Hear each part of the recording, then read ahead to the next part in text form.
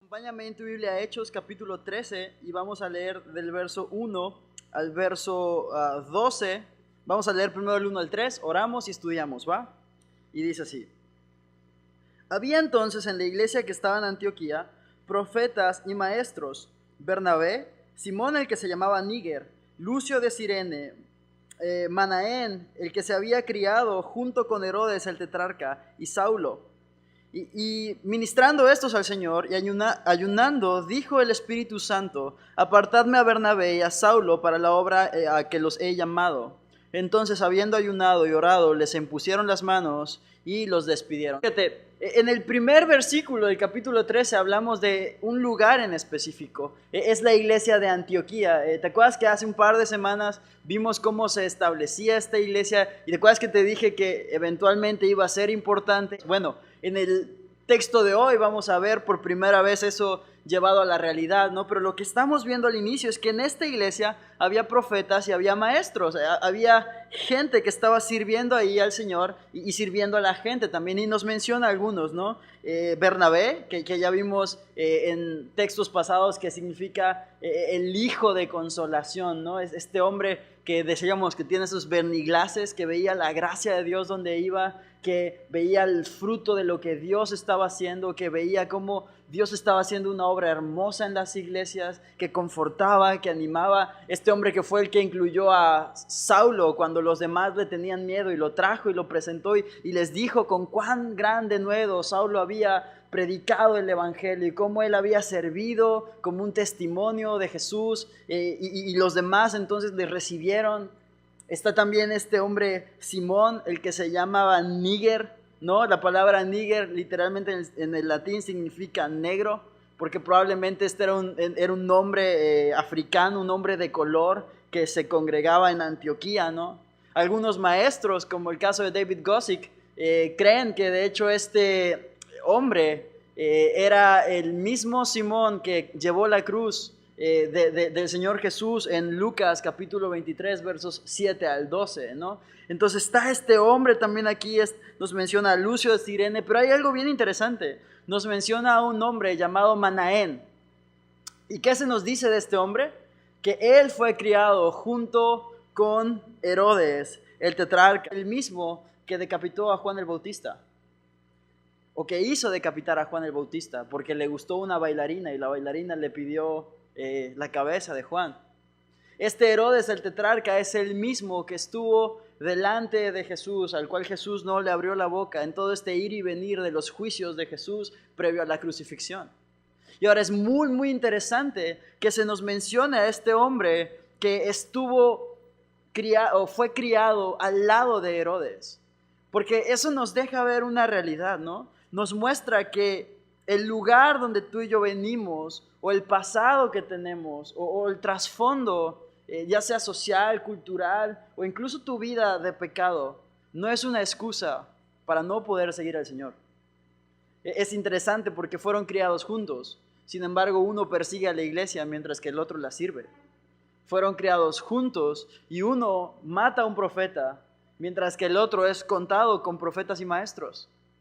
¿Sabes? Eso no es por lo oscuro de su pasado o por lo privilegiado de su crianza, es por la gloria y misericordia de Dios. Y en ti y en mí aplica exactamente lo mismo.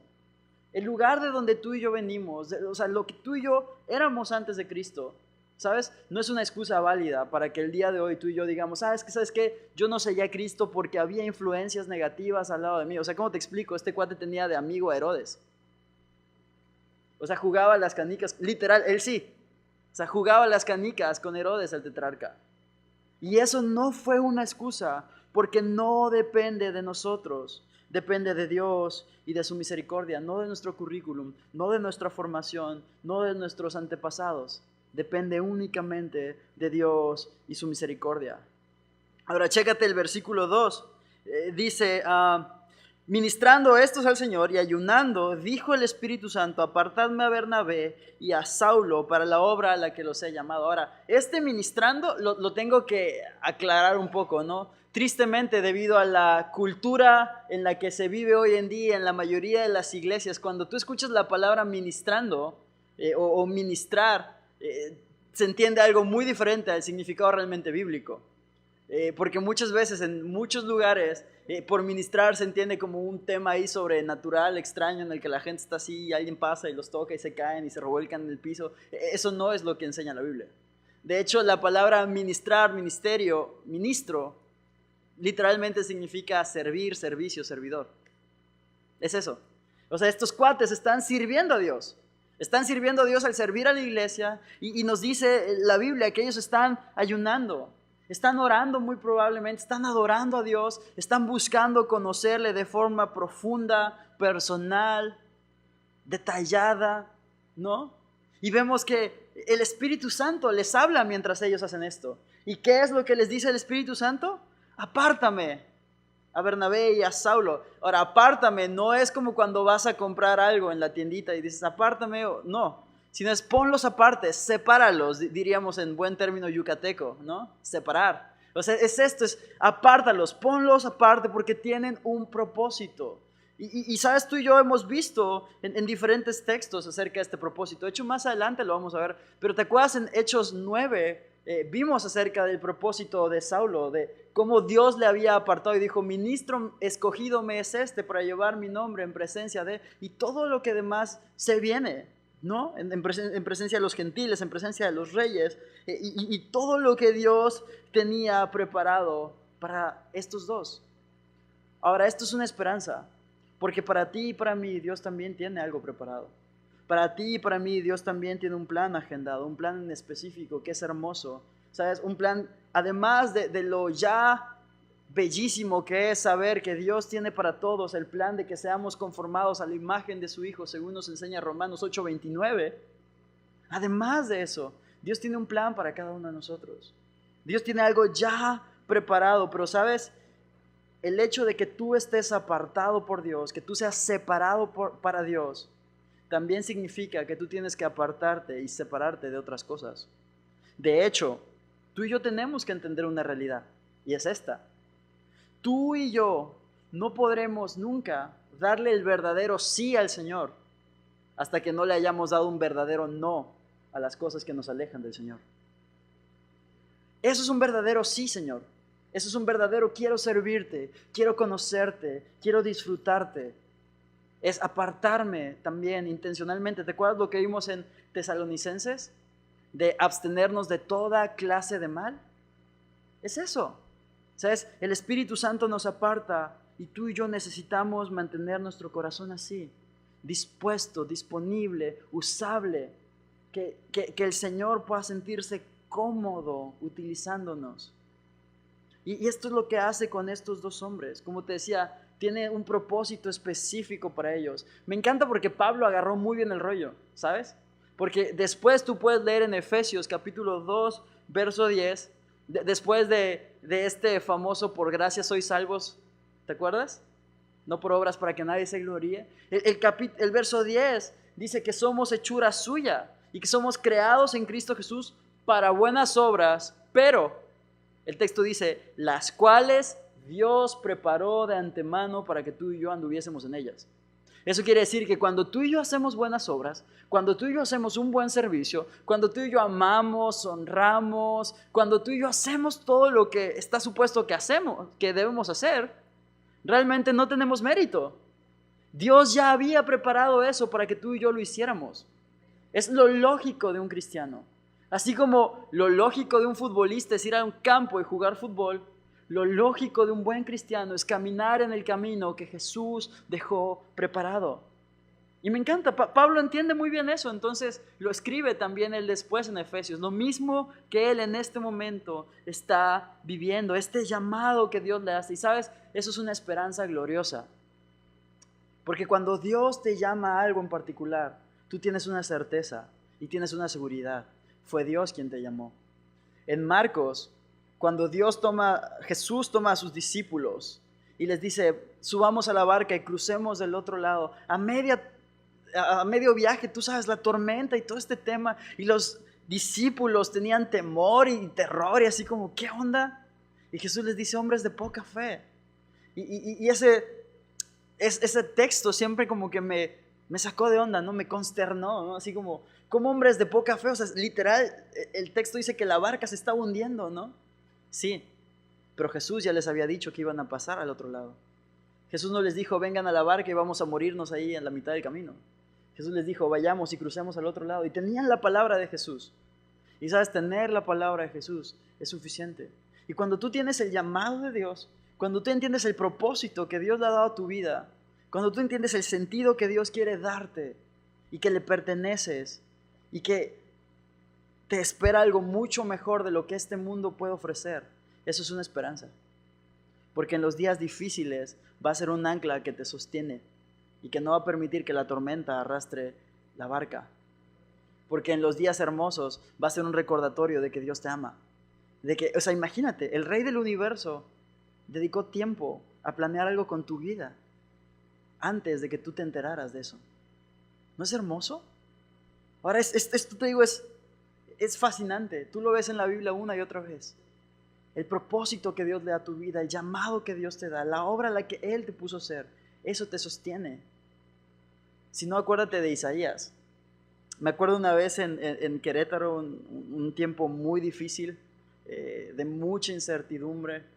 Yo sabía que Dios me había llamado a venir acá y había situaciones allá por las cuales como que no me querían dejar salir y había así como que un chorro de temas y yo estaba como, ¿qué rayos hago? O sea, ya habíamos visto de entregar la casa en la que vivíamos, ya habíamos renunciado a los trabajos, ya está todo armado para venirnos y de repente así como que empiezan a haber estas incertidumbres y situaciones ajenas a nosotros, a nuestro control. Y me acuerdo de un buen amigo, Big Danny, Dios le bendiga un chorro. Él un día se acercó y me dijo, bro, en la Biblia ves a Isaías, Dios lo llamó una sola vez y jamás tuvo necesidad de repetírselo, porque pasara lo que pasara, Dios ya lo había llamado. Lo mismo contigo. Y ya sé yo llorando. Y es lo mismo, ¿sabes? A veces en la vida en Cristo, tú y yo caminamos buscando así como Gedeón, así como que Dios, dime esto y dime el otro y dime aquello y dame señales y más pruebas y entonces voy a salir a tu obra y entonces voy a hacer lo que me has llamado a hacer. Pero realmente Dios no tiene necesidad de repetirnos. Con una vez es suficiente, porque es Dios. Lo hermoso es que si tú lees Jueces 7 y lees la historia de Gedeón, te vas a dar cuenta de que en su misericordia Dios no tuvo problema en recordarle a Gedeón que Él lo había llamado. ¿Sabes? No importa si tú eres un Isaías o un Gedeón, la misericordia de Dios es suficiente para ti y para mí, siempre. Pero entonces aquí el Espíritu Santo habla y tiene este llamado para ellos, ¿no? Fíjate qué es lo que hace la iglesia en Antioquía, verso 3. Entonces, habiendo ayunado y orado, les impusieron las manos y los despidieron. Me encanta ver esto, o sea, la iglesia sabe que el Espíritu Santo está haciendo una obra, oran por esto, ayunan, este ayuno no es como para comprar la voluntad de Dios, simplemente es como me concentro totalmente en buscar a Dios, en buscar su dirección, en buscar su palabra y su sabiduría, y ellos oran y los despiden, los bendicen, ¿no? Tienen un respaldo de una iglesia específica al salir estos hombres. Ahora, y esto es hermoso, ¿por qué? Porque hasta este punto, esta es la primera vez que de manera oficial son enviados misioneros. Ha habido misioneros antes. ¿Te acuerdas que vimos acerca de Felipe? Cuando estuvo por ahí en Samaria, cuando es llevado con este hombre etíope al camino, y han hecho ministerio, y han servido, y ha sido muy, muy padre. En Hechos 8, en Hechos 11, tú puedes ver estas cosas. Pero es hermoso porque aquí es un esfuerzo organizado y concertado e intencional en el que la iglesia está orando por dos hombres que van a salir y van a compartir la palabra del Señor, y van a predicar el evangelio, y van a enseñar las verdades de Dios. Y es hermoso porque fueron intencionales. O sea, la iglesia de Antioquía en este punto es la primera vez que se envían misioneros como tú y yo lo conocemos hoy en día. Ahora, también vale la pena aclarar que la palabra misionero tiene que ver con enviar, o sea, es la palabra latín mito o mitere, que literalmente significa misión y misionero. That's it. O sea, había una misión en específica, ir y compartir el evangelio. Ahora, ¿qué más vemos aquí? Algo glorioso. Tú puedes ver que estos hombres responden al llamado que el Espíritu Santo dijo que tenía para ellos y son enviados como misioneros. Pero lo que tú no ves aquí es que ellos salieron a hacer un estudio de mercadeo, salieron a cuantificar sus probabilidades, salieron a asegurar que iban a tener un lugar donde llegar, donde dormir, donde comer, donde cambiarse. No checaron el clima, así como que se metieron a Weather Channel y ver, a ver, va a haber lluvia para que yo pueda navegar a Chipre. Uy, es que va a estar bien feo el clima, no puedo ir a Chipre. Tampoco es así como que se puso, a ver, inseguridad en Chipre, los mejores lugares para vivir. O sea, ellos no hicieron este como mapeo, ¿no? Que tú y yo podríamos llamar. Ellos simplemente salieron con el llamado y el poder del Espíritu Santo. ¿Sabes qué es lo más glorioso? Que tanto el relato bíblico como el simple hecho de que tú y yo estemos aquí hoy nos comunica que eso fue suficiente. ¿Cómo te explico? 2 hombres saliendo, uno era perseguidor, simplemente con el poder del Espíritu Santo, con el Evangelio ardiendo en sus corazones, con el Espíritu Santo llamándolos y enviándolos. Y hoy en día, miles de años después, en México, en América Latina, en Estados Unidos, conocemos el Evangelio. Porque estos hombres le hablaron a otros hombres que fueron llenos del Espíritu Santo y que fueron llamados por el Espíritu Santo y que a su vez fueron e hicieron discípulos y llamaron a hombres que después fueron llenos del Espíritu Santo y enviados por el Espíritu Santo hasta llegar a ti y a mí hoy. ¿Sabes? Me encanta porque un amigo decía que en cierto sentido el libro de Hechos es un libro que se sigue escribiendo, porque tú y yo somos la iglesia hoy en día. Y tú y yo podemos seguir sumándonos a hacer estas obras, a caminar en estos pasos que el Señor nos dejó. Entonces el relato bíblico nos muestra que para ellos lo que era necesario y suficiente era el Espíritu Santo y su palabra y nada más. Tú tienes eso. Si tú has creído en Jesús, tú tienes eso. Úsalo. Verso 4. Ellos entonces, enviados por el Espíritu Santo, descendieron a Seleucia y de allí navegaron a Chipre. Ahora fíjate, esto es más hermoso todavía. No solamente fueron enviados por la iglesia en Antioquía, el Espíritu Santo mismo los estaba enviando. Ellos fueron enviados por el Espíritu Santo y de ahí van a esta ciudad que se llama Seleucia. Era una ciudad portuaria o marítima muy cercana a Antioquía. De hecho, el texto no nos da así como que grandes detalles de algo que ellos hubiesen hecho ahí, aunque es difícil imaginárselos saliendo de misiones y no haciendo misiones. Entonces, seguramente allí también compartieron el Evangelio, pero probablemente allí también ya había una iglesia, porque como era una ciudad muy cercana y había una iglesia activa y funcionando en Antioquía, probablemente ya habían ido antes. Pero este es su punto de partida desde donde ellos navegan hasta Chipre. Chipre es una provincia romana. De hecho, algo que me encanta es que la isla de Chipre a la fecha sigue existiendo, tiene algo así como 66,000 habitantes, una onda así. Pero lo padre y lo hermoso es ver que son llevados a estos lugares reales, porque el Evangelio y la gloria de Dios son reales. Entonces ellos salen ahí con rumbo a Chipre, y fíjate el verso 5 nos dice, y llegados a Salamina, una ciudad al oeste de Chipre, llegan allí a Salamina, anunciaban la palabra de Dios en las sinagogas de los judíos, y tenían también a Juan de ayudante. Ahora vemos que una vez que llegan a esta parte de Chipre, ¿qué es lo que hacen? Anuncian la palabra de Dios, hacen lo que salieron a hacer, predicaban el Evangelio está implícito en la palabra de Dios.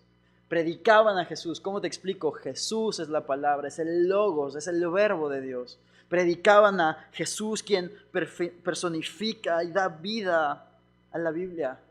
Y es hermoso porque esta es una práctica que vemos en la iglesia primitiva de forma sistemática.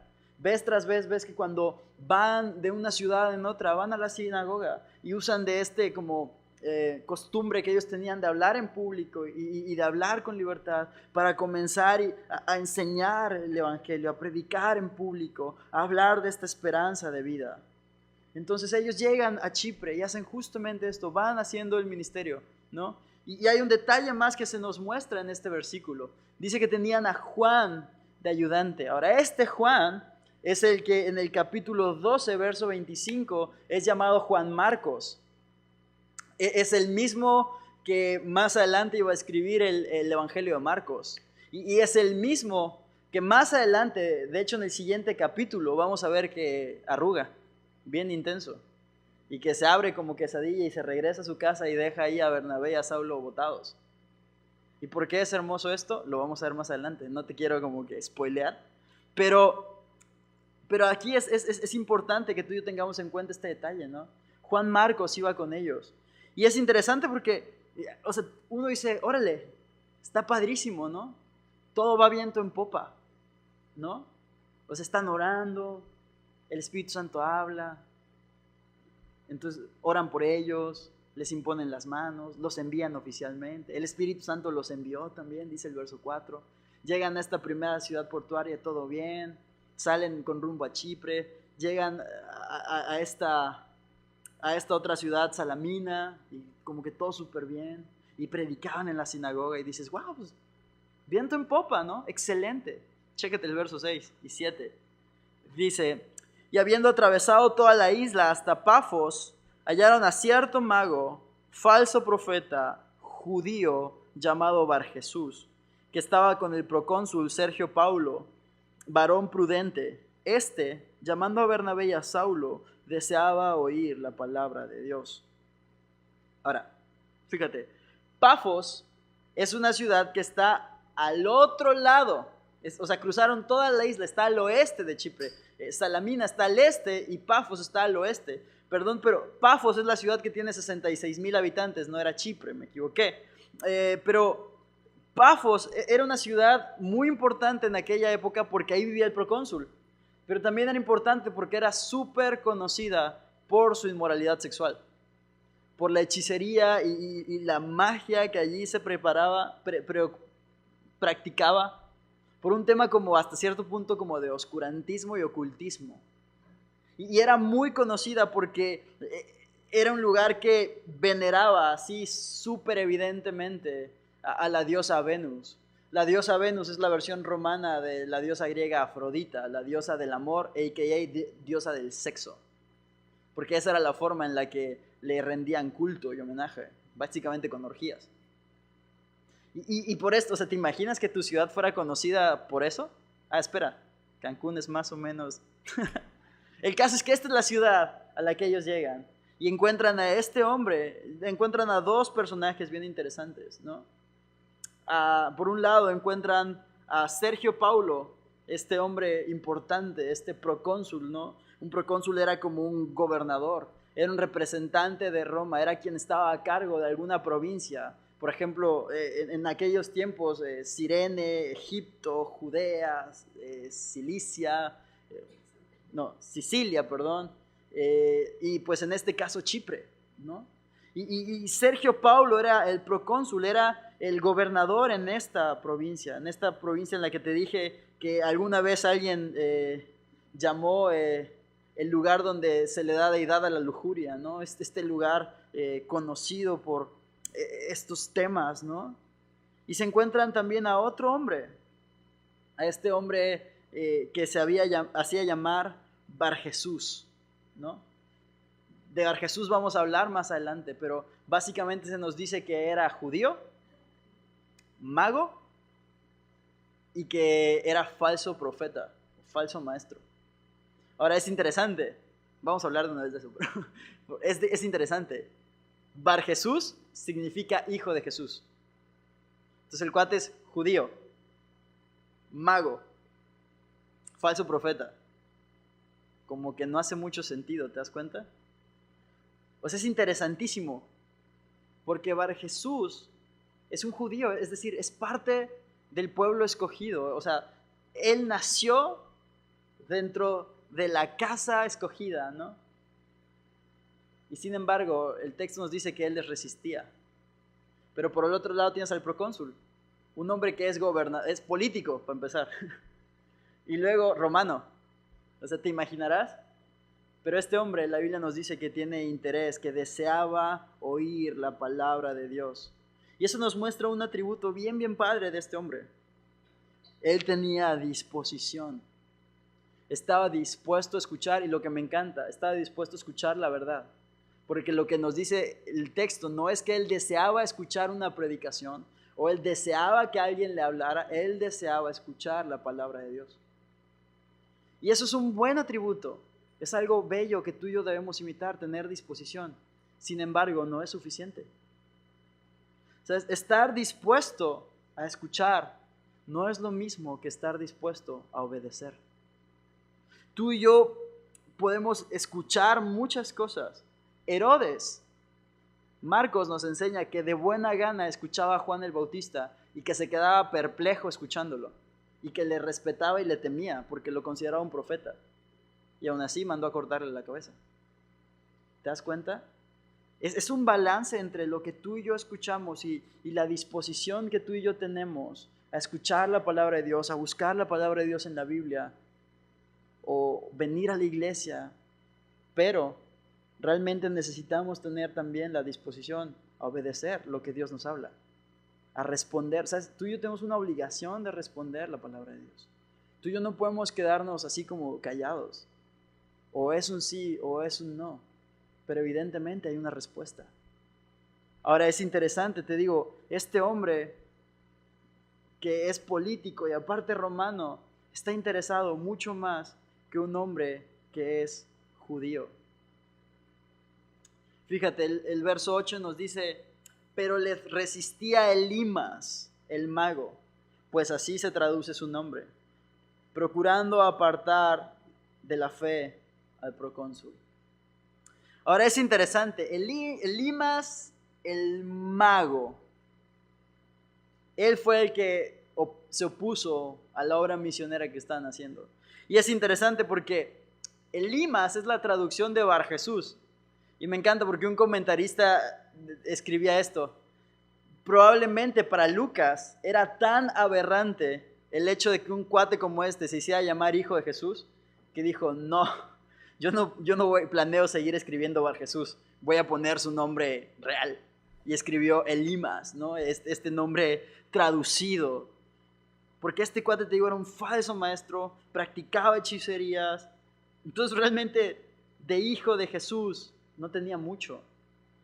¿Sabes por qué más lo vemos? Porque el texto nos dice que él resistía lo que estaban haciendo Saulo y Bernabé. Y esta palabra resistir nos habla de una oposición. O sea, literalmente se traduce como oponerse, rebelarse o estar en contra. Y Bar Jesús, al oponerse a la obra que el Espíritu Santo estaba haciendo en Pablo y en Bernabé, básicamente se estaba oponiendo a Dios mismo. Estaba oponiéndose, rebelándose y estaba en contra. Este hombre que era judío. Ahora el texto nos enseña esta diferencia o este contraste entre ambos hombres. Y hasta aquí tú y yo deberíamos empezar a plantearnos algunas preguntas. A la luz del texto bíblico, ¿a quién nos parecemos tú y yo más? ¿A Bar Jesús o al procónsul? ¿Estamos dispuestos a buscar y escuchar la palabra de Dios? ¿O tratamos de evitarla? ¿O estamos en contra?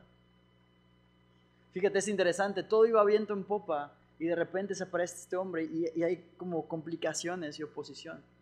Y la verdad es que a ti y a mí eso no debería sorprendernos. De hecho, Pedro escribe, hermanos míos, no os sorprendáis cuando el fuego de prueba venga.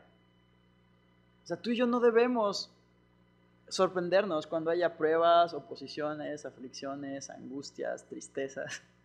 Eso es parte del paquete. Pero lo hermoso es, como lo vamos a ver al final, que Dios puede sacar algo bello de eso. Fíjate, Charles Spurgeon decía, donde quiera que haya posibilidades de éxito, se encontrarán tanto la puerta abierta como la oposición y la adversidad. Si no hay adversarios, usted puede empezar a temer que no va a haber éxito.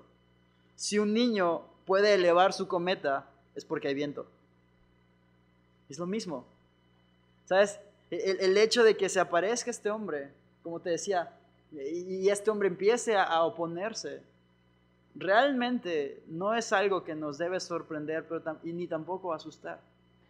Porque como te decía al principio, vamos a ver con este hombre que todo, absolutamente todo, está debajo de la soberanía de Dios. Chécate el verso 9. Entonces Saulo, que también es Pablo, lleno del Espíritu Santo, fijando los ojos en él, dijo, y ahorita vamos a ver qué dijo. Aquí hay que hacer una aclaración. Saulo, que también es Pablo, este es un tema con el que muchos se clavan y hacen así como que un tema, y si tú quieres ser clavado, hay muy buen material en internet y lo puedes revisar después. Si me quieres preguntar, con mucho gusto puedo ayudarte. Pero, o sea, porque muchos dicen que, o sea, como que Saulo cambió de nombre a Pablo y como que Dios le cambió el nombre y entonces a mí me tiene que cambiar el nombre y Dios me va a dar otro nombre, y es todo un tema. Realmente lo que vemos en la Biblia es que muy probablemente Pablo tenía los dos nombres, Saulo y Pablo. ¿Por qué? Porque Saulo era su nombre judío.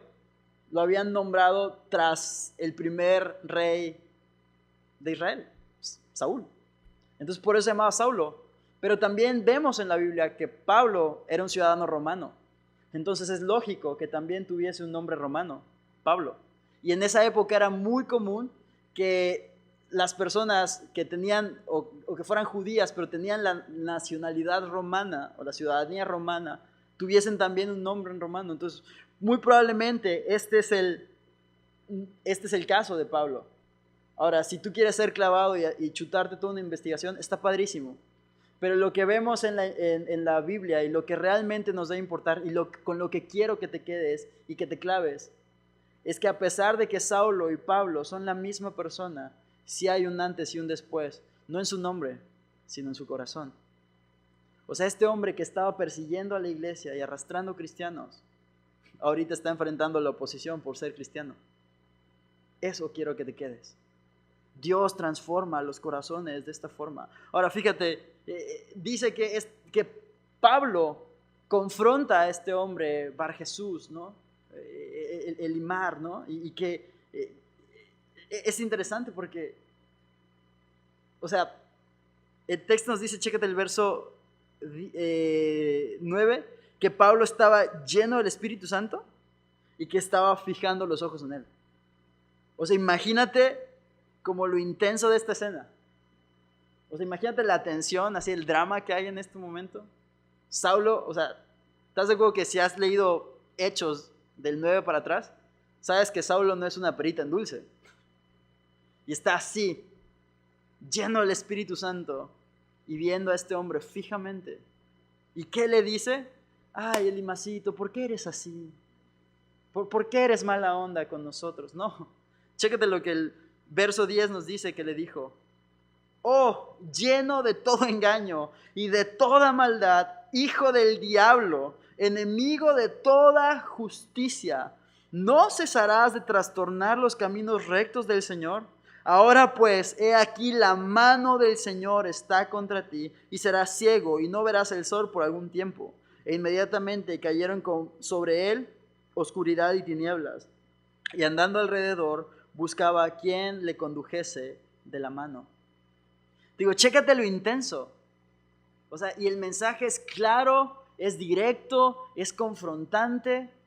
O sea, diríamos en buen mexicano, sin pelos en la lengua.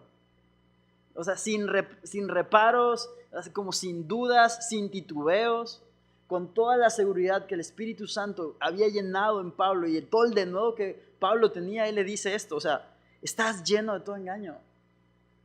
Chécate, eso nos da 5 atributos o 5 características de un falso maestro y de una falsa enseñanza, y 5 cosas o 5 motivos por los cuales tú y yo necesitamos evitar las falsas enseñanzas.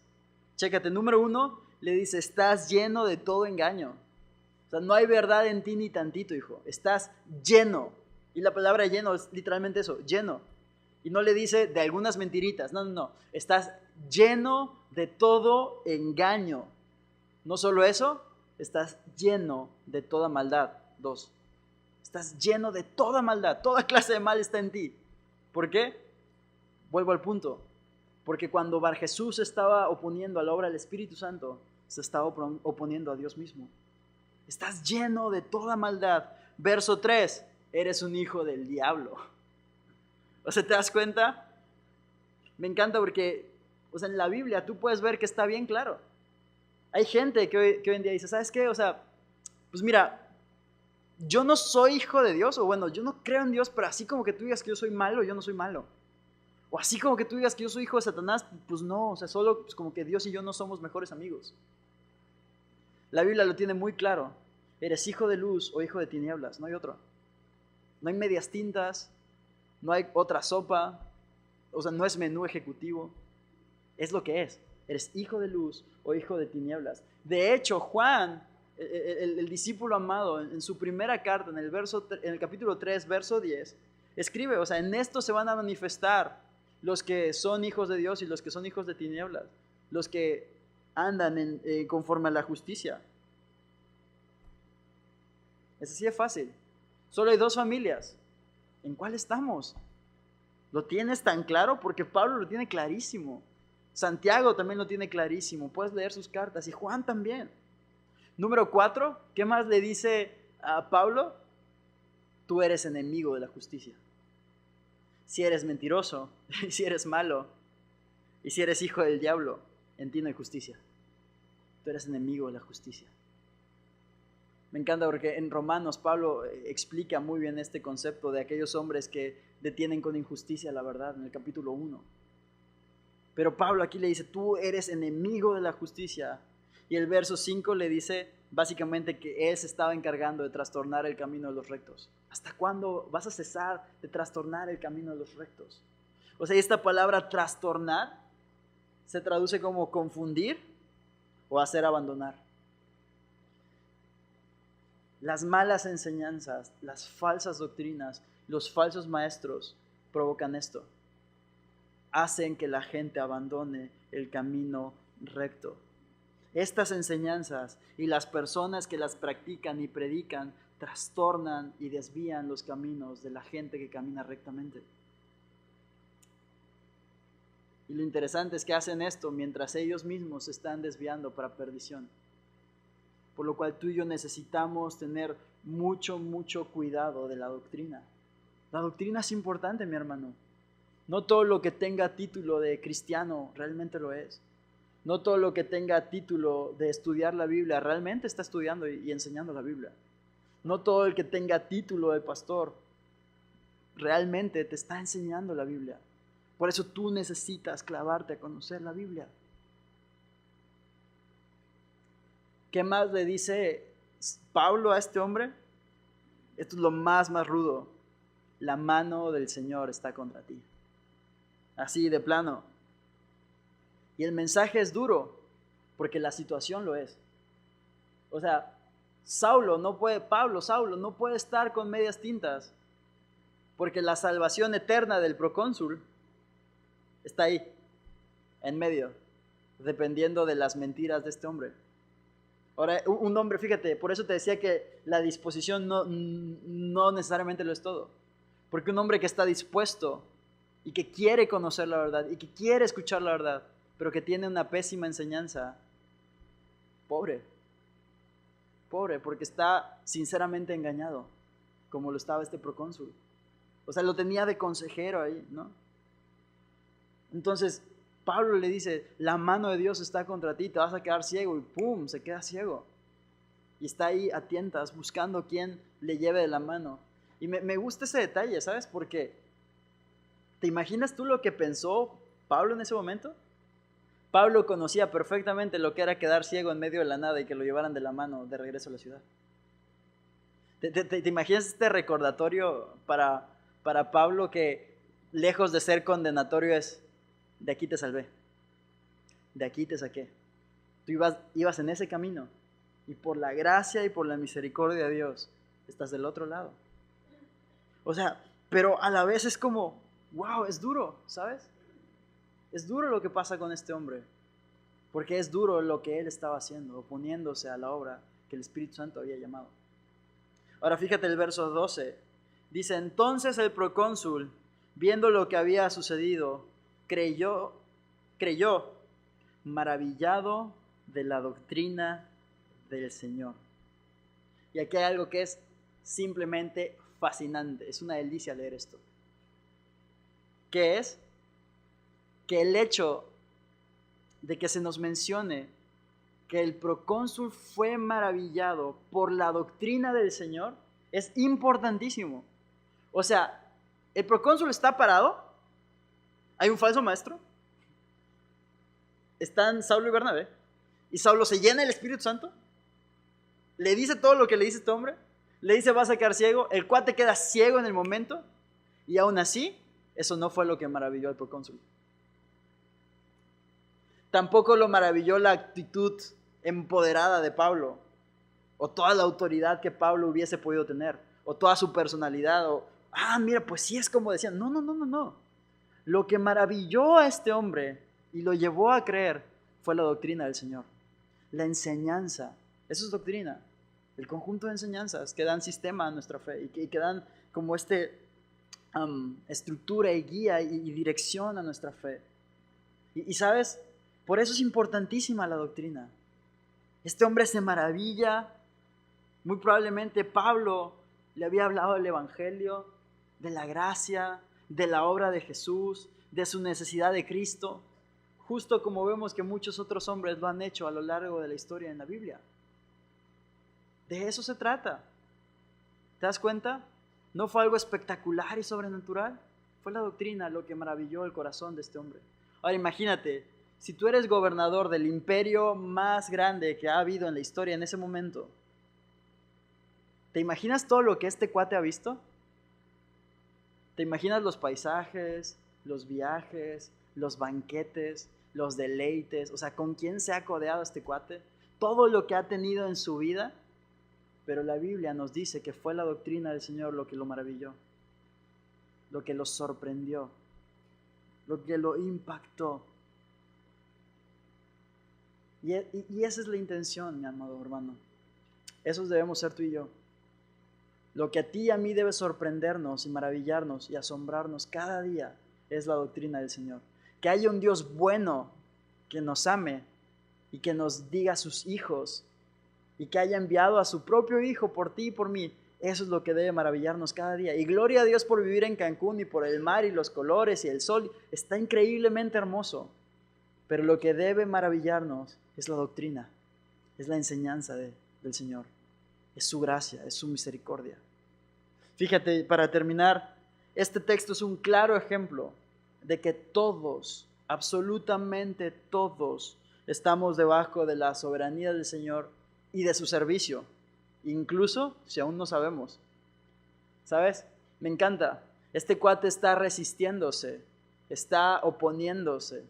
Probablemente él en su mente, o sea, como iba ganando, pero no sabía que realmente iba a servir como una prueba, una evidencia de lo que Dios hace. Ojo, todo lo que tú y yo somos y hacemos está debajo de la soberanía de Dios, está debajo de su voluntad y sirve a su propósito.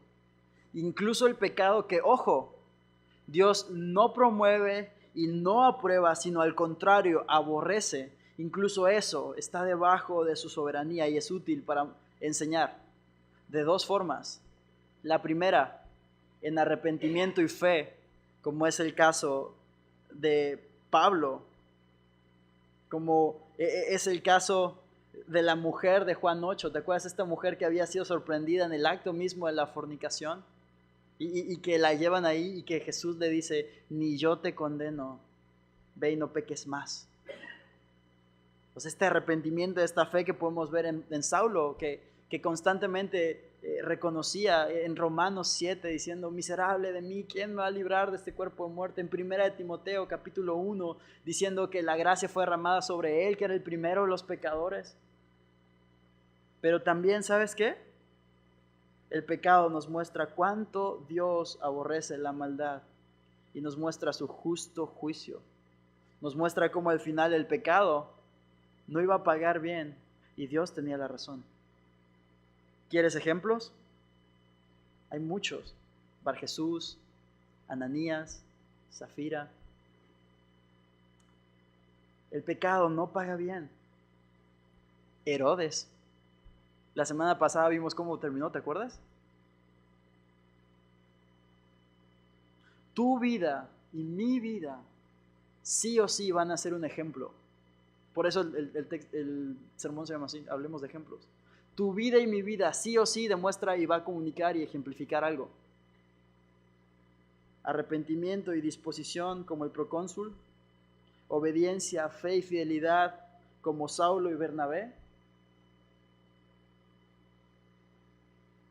o el juicio y la maldad como en este falso profeta. Tu vida y mi vida van a comunicar algo.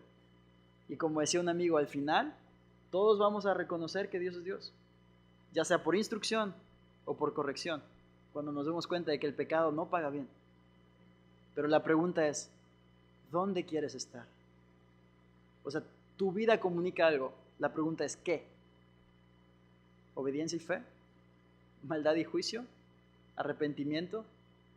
¿Fidelidad? Mi oración es que el Espíritu Santo pueda aterrizar en tu corazón esto. ¿Sabes? O sea, no nada más para que digamos, ay, sí, qué bonito, sino para que realmente podamos amar la palabra de Dios, entender la suficiencia del Espíritu Santo, seguir el ejemplo de Jesús y de los profetas y de la iglesia primitiva, y que tú y yo podamos vivir siendo un ejemplo para la gente allá afuera, de que realmente, o sea, ser cristiano se trata mucho más de lo que Dios ha hecho en mi corazón que de lo mucho que estoy en desacuerdo con lo demás. O sea, con esto me refiero a que no seamos como estos cristianos facebookeros que nada más le tiran intenso a todos, pero que en su corazón realmente no hay un cambio.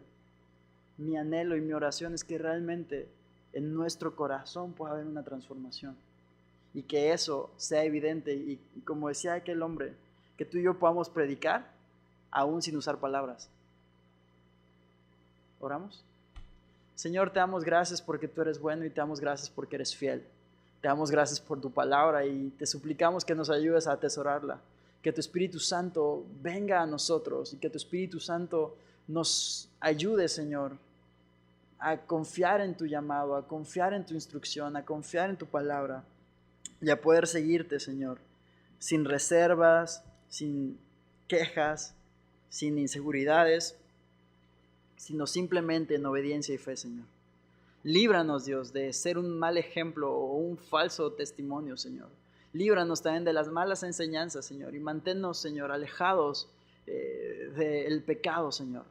Ayúdanos a ser intencionales en abstenernos de toda clase de mal, Señor, en alejarnos y en poder buscarte como tú eres digno, Señor. Te lo suplico en el nombre de Jesús. Amén.